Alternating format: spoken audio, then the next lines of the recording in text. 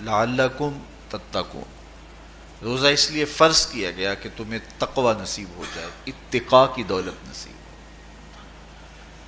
اب سوال یہ ہے، کیا تقوی بھوک اور پیاس سے حاصل ہوتا ہے؟ پیاس کاٹنے سے، بھوک کاٹنے سے کیا تقوی نصیب ہو جاتا ہے؟ صبح سے لے کر شام تک روزہ رکھنے کی تلقین کی گئی۔ یہاں ناروے میں اور مختلف ممالک کے اندر 20 گھنٹے کا روزہ ہے، اور ہمارے بھی یہاں 16-17 گھنٹے مسلسل شدت کی گرمی میں بھوک اور پیاس کاٹنا ہوتی ہے۔ اتنا طویل دورانیہ جو بھوک اور پیاس کاٹی ہے، اس کا مقصد رزق بچانا نہیں ہے، بلکہ وَيُزَادُ فِيهِ رِزْقُ الْمُؤْمِنِ، ماہ صیام میں مومن کا رزق بڑھ جاتا ہے۔ آپ اپنا بجٹ دیکھ لیجئے، باقی مہینوں کی نسبت ماہ صیام میں آپ کے اخراجات زیادہ ہوتے ہیں اور کشادگی ہوتی ہے۔ تو یہ کوئی خوراک بچاؤ مہم نہیں ہے، بلکہ رزق تو بڑھ جاتا ہے، لیکن اس کے باوجود 20 گھنٹے، 17 18 گھنٹے پیاس اور بھوک کاٹنا، اس کا کوئی مقصد ہے تو وہ مقصد قرآن نے بیان کیا کہ اس کے نتیجے میں تمہیں اتقاء کی دولت ملے گی، تمہیں تقوی کا نور نصیب ہوگا۔ سوال یہ کھڑا ہوا، کیا بھوک اور پیاس کاٹنے سے تقوی مل جاتا ہے؟ تو اس کو سمجھنے کے لیے ایک مختصر تمہید سمجھنا ہوگی، اور وہ یہ کہ ہمارے دو دشمن ہیں جو ہمیں جادہ مستقیم سے ہٹانے کے لیے دن رات کوشاں ہیں، ایک شیطان اور دوسرا نفس۔ یہ دو دشمن ہیں جو ہماری متاع عمل، ہمارا خلوص، ہماری للہیت، ہمارا باطن لوٹنے کے لیے ہر وقت مستعد اور فعال رہتے ہیں۔ اب ان دو دشمنوں سے ہمارے تنہا ناتواں وجود کا مقابلہ ہے، اور ان میں سے جو بڑا دشمن ہے وہ نفس ہے، کیونکہ شیطان نے جب انکار سجدہ کیا تو ہم تو یہ کہتے ہیں کہ ہمیں شیطان نے بہکا دیا، لیکن شیطان نے جب انکار سجدہ کیا اور خود بہک گیا تو اس وقت کوئی دوسرا شیطان تو نہیں تھا جس نے شیطان کو بہکایا، وہ نفس تھا جس نے شیطان کو شیطان بنایا۔ اس نے اندر سے کہا انا خیر منہ، میں بہتر ہوں۔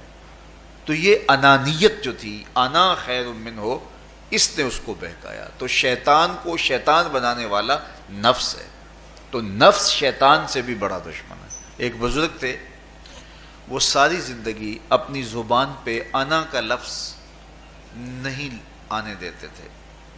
اس مفہوم کو بیان کرنا ہوتا تو وہ با الفاظ دیگر بیان کرتے، میں کا لفظ، انا کا لفظ وہ اپنی زبان پہ ساری زندگی انہوں نے جاری ہی نہیں ہونے دیا۔ کہتے تھے اس لفظ نے شیطان کا بیڑا غرق کر دیا، تو میں یہ لفظ زبان پہ آنے نہیں دوں گا۔ اچھا، بندے بھی بڑے عجیب ہوتے ہیں، کسی نے کہا لو لو، ان کی زبان پہ یہ لفظ آتا کیوں نہیں، میں جاتا ہوں اور ان کی زبان پہ یہ لفظ آئے ہی آئے۔ چلے گئے۔ بزرگ تشریف فرما تھے، نماز کا وقت قریب ہو رہا تھا۔ حضرت ایک مسئلہ پوچھنے آیا ہوں۔ کہا پوچھئے، شیطان کو کس چیز نے برباد کیا؟ حضرت آپ تو بولیں گے کہ میں نے، آنا نے، تو کہوں گا جیسے بھی ہوا ان کے زبان پہ لفظ میں تو آ ہی گیا نا۔ تو وہ بزرگ بھی بڑے سیانے تھے، اس کی نیت کا کھوٹ سمجھ گئے۔ فرمانے لگے بیٹا نماز کا وقت ہو گیا ہے، نماز پڑھ لیتے ہیں پھر اس پہ بات ہوتی ہے۔ نماز ہوئی، سلام پھرا تو خود ہی فرمانے لگے کسی نے کہا تھا کہ شیطان کو کس چیز نے برباد کیا، جواب دینا چاہ رہا ہوں، کس نے پوچھا تھا؟ جھٹ کھڑا ہو گیا، میں نے کہا اسی چیز نے اس کا بیڑا غرق کر دیا۔ تو جو نفس تھا وہ شیطان کو شیطان بنانے والا ہے۔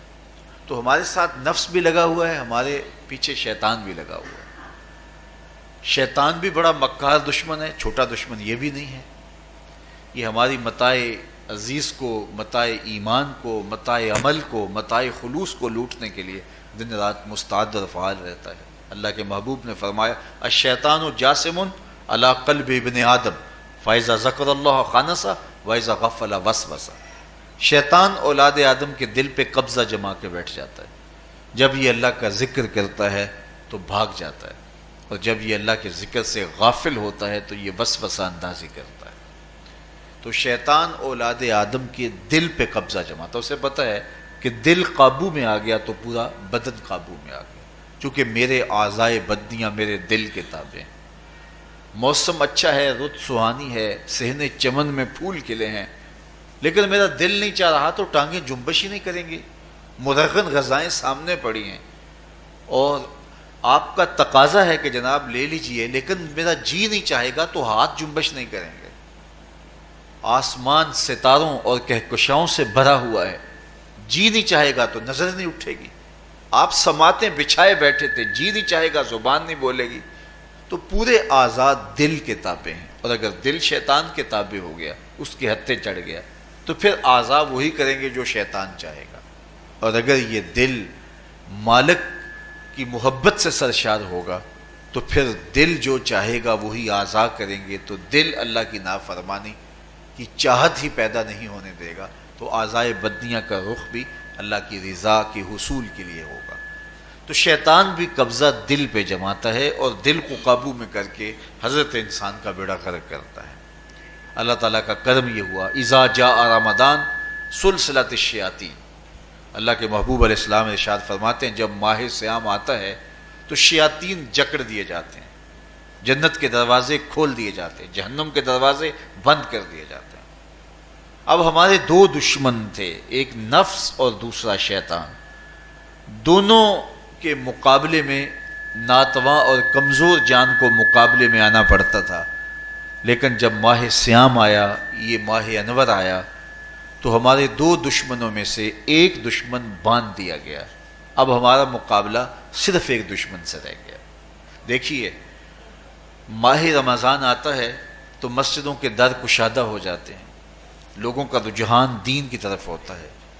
جو 5 نمازیں بھی نہیں پڑھتے ہوتے ان کو تراویح میں بھی کھڑا ہوتا دیکھتے ہیں. اہتمام ہوتا ہے، نیکی کا، صدقہ و خیرات کا ماحول پیدا ہوتا ہے. ایسا کیوں ہے؟ کہ شیطان بند گیا. لیکن اس کے باوجود نظر بھٹک رہی ہے، خیالوں میں آوارگی ہے، اور رشوت کا بازار گرم ہے. کیوں؟ کہ ابھی نفس موجود ہے. تو نیکی کا جو ماحول پیدا ہوا یہ شیطان کے بند جانے کی وجہ سے، اور برائی کا ماحول اب بھی موجود ہے یہ نفس کے موجود ہونے کی وجہ سے. تو ہمارے دو دشمن ہیں جو ہمیں جادہ مستقیم سے ہٹاتے ہیں، ایک شیطان اور دوسرا نفس. اب جب ماہ صیام آیا تو شیطان باندھ دیا گیا. اب ہمارا مقابلہ صرف نفس سے ہے، اور یہ نفس شیطان سے بھی بڑا دشمن ہے.